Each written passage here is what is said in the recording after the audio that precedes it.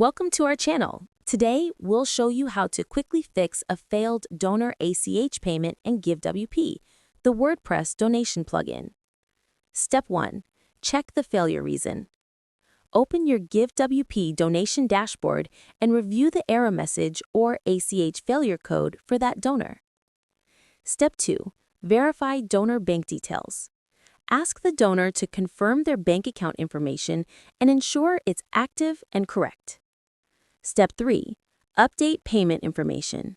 If needed, have the donor re-enter or update their bank details through the donation form. Step 4. Retry the ACH payment.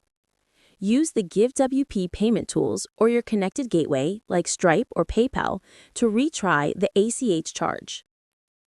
Step 5. Confirm successful donation.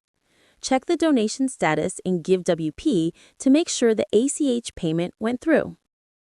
Don't forget to subscribe to our channel and like this video for more quick GiveWP and WordPress donation tips.